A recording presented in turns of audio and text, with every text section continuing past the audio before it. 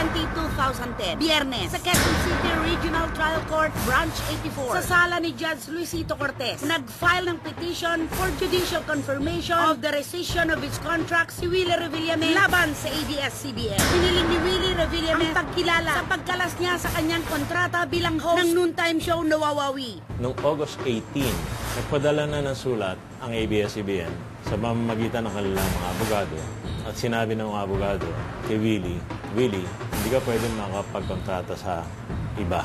Sa sulat na ito, sinabi nila, pag ikaw nakipagkontrata sa iba, we will take the legal actions necessary. Hindi lang yon.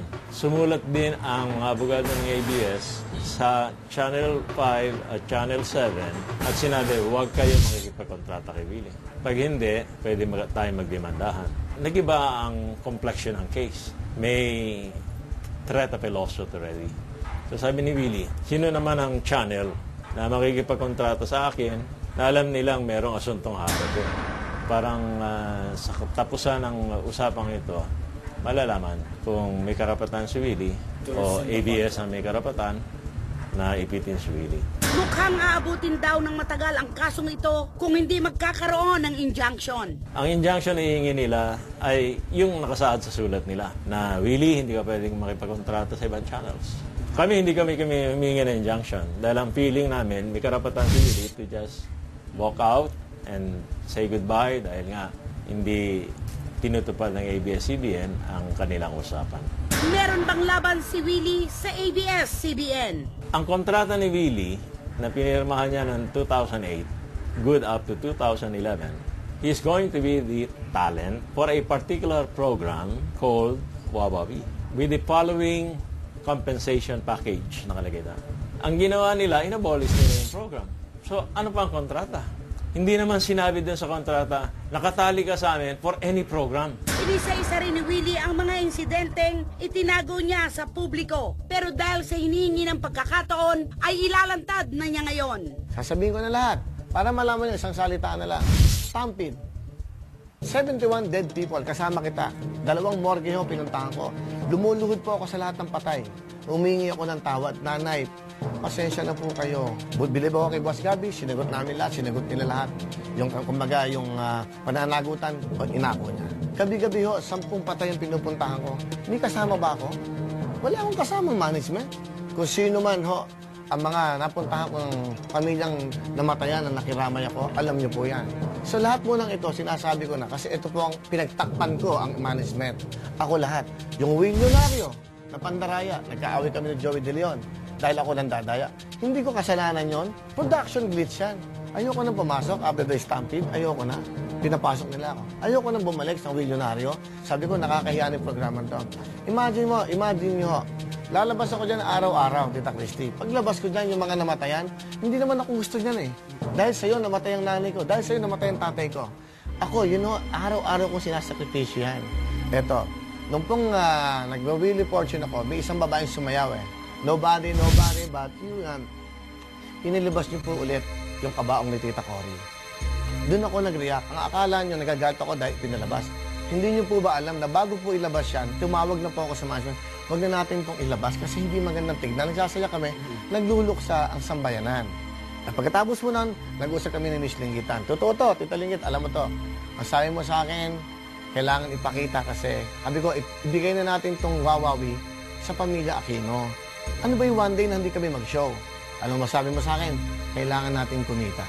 Pero kasabay ng paghahain ng kaso ay lumabas sa kolum ng veteranang aktres at dating MTRCB chairman na si Armida Sigunreina sa Daily Tribune ang pagkwestiyon sa kredibilidad ni Willie. Sinulat ni Tita Mid sa kolum niya na noong MTRCB chair pa siya ay sinuspende nila ang show ni Willie sa ABS-CBN dahil sa birong binitiwan niya at ng kanyang mga co-host. Pero hindi nagtagal ay tinawagan di umano ni Willie ang kanyang anak na si Direk Carlitos para sabihin gusto niyang makipagkita kay Armida matapos ang di umano'y pagmamakaawa kay Willie ng CEO ng ABS-CBN na si Mr. Gabi Lopez. Ang sabi, pumunta raw ito sa bahay ni Willie. Umiyak, lumuhod at nakiusap sa kanya na harapin si Armida. Pero ayon kay Tita Mids, ay imposibleng gawin ito ng may-ari ng istasyon. Ano nga ba ang reaksyon ng TV host tungkol sa sinulat na ito ni Tita Mids? Ang damdamin ni Willie, aalamin.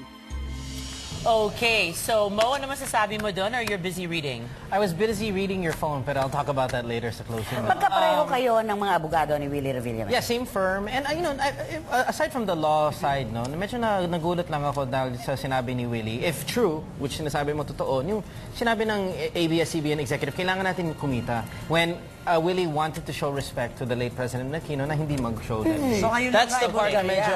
Ngayon lang na-shock ako. nagsalita si Willie tungkol doon dahil hinusgahan siya, ipinako siya sa krus ng publiko nung panahon ng libing ni dating Pangulong Cory Aquino. Ako, Hindi isa alam ako ng sa ating mga nagalit ni kababayan na ganun pala ang kwento. The story behind the story. Oo, kaya nga ipinagtanggol siya ni Mr. M. Si Mr. M at saka si Tita Mariol, mahal na mahal si Willie because they know him as a person and they also know the At truth. saka alam nila ang katotohanan, Rufa, nung Yes. pangyayari na yon. At sa yung sinabi niya tungkol dun sa stampede, ako literal kong nakita talaga nang pumunta kami sa mga funeraria kung paano niyang niluhuran ang bawat patay at humingi siya ng tawad. At wala siyang dalang, wala siyang dalang camera. Walang camera yon. Tapos walang Kami-kami lang yun. representative ng Walang ABS-CBN. taga-ABS. Paano naman napasok si Tita Mid sa issue na to? Parang ang tingin ko lang dito, although of course, nire-respeto natin si Tita Mids, di ba? Kaya lang parang lihis, parang nagamit yung kanyang column item at inamin naman ni Miss Bebeth Ortesa na in passing lang na nabanggit ni Direk Carlito sa kanyang mami at sinulat naman ni Tita Mids yun. Parang bumangko ngayon yung ABS doon, yung sinabing lumuhod daw. Ako talaga ito, deklarado naman ako at talaga aaminin ko pag mali naman si Willie. Alam nyo naman na pinagsasabihan ko pagkamali. Mali-mali, pag tama-tama. Sakyan natin yung argumento na mayabang si Willie Revillame. Sakyan natin yung argumento na lumuhod si Mr. Gabby Lopez sa harapan niya para lang bumalik na ang MTV sa ere. Hindi ba yung pagluhod ng may-ari ng istasyon, kung ikaw ang mayabang na si Willie Revillame, ang sarap ipagkalat nun, di ba? Lalong tataas ang kanyang pangalan dahil lumuluhod sa iyo, may-ari ng network. Pero ang tanong ko sa inyo at sa iba pa, sa mga kababayan natin, mula po ba noong 2001 hanggang ngayong lumabas itong article na to, may nabalitaan ba tayong kwento na sinabi ni Willie na lumuhod si Mr. Gabby Lopez sa harapan niya? Wala yon. Hindi niya yan talaga sinabi sa akin. Wala siyang nabanggit. So wala siya talaga nasabi Walang sa'yo? sinabing ganon. Walang sinabing ganon. Kung saan nagugat yung kwento, hindi natin alam. Nagsanga-sanga na yung Nagsanga-sanga. At naligaw. Nag-detour na. Okay, Mo,